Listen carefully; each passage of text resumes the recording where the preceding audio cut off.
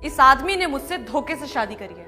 शादी होने के बाद मुझे पता चला कि एक मामूली सा सफाई कर्मचारी है। इसके और इसके घर वालों के दिमाग में सिर्फ और सिर्फ गंदगी भरी हुई है, और यही वजह है कि ये मेरे ऊपर बेफजूल के बेकार के इल्जाम लगा रहा है। और जज साहब, मैंने फैसला कर लिया है कि अब इसके आगे मैं इस आदमी के साथ नहीं रहना चाहती।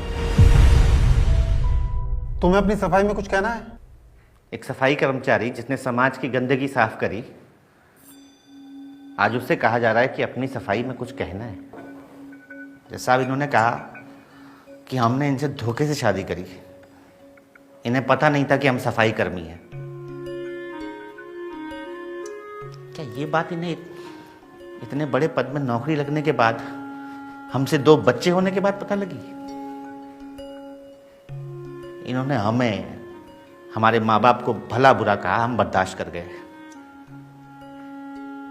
पर आज ये हमें हमारे बच्चों से तक मिलने नहीं दे रही है।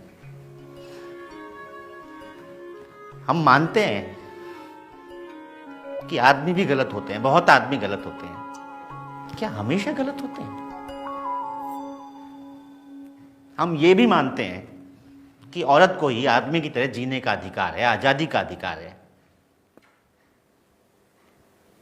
पर शादी के इतने साल बाद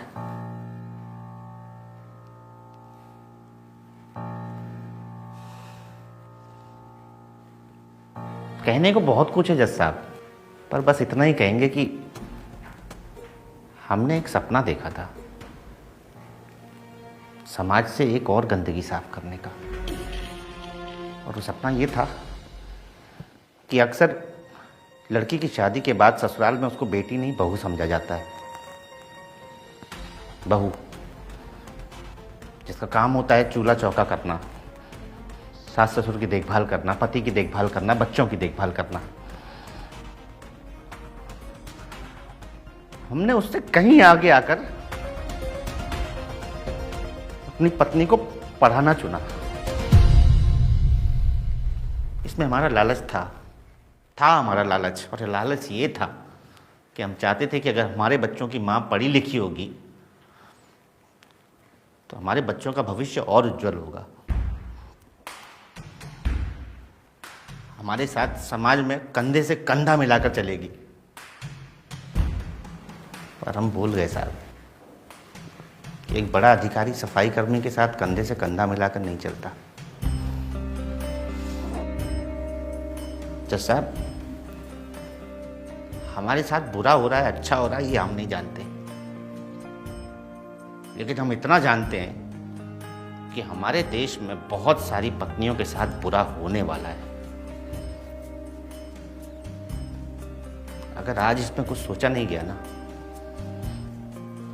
तो कल पति अपनी पत्नियों को आगे पढ़ाने के लिए सोचेंगे जज साहब।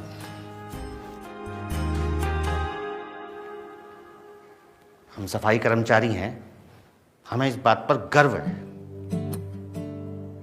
ये भूल गई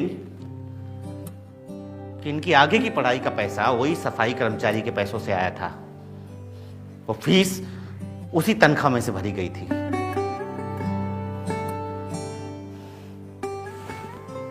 उस पैसे में गंदगी नहीं थी जज साहब, इनके दिल में मैल था। और हम पूरा शहर साफ करते रहे, मगर इनके दिल का मैल साफ नहीं कर पाए।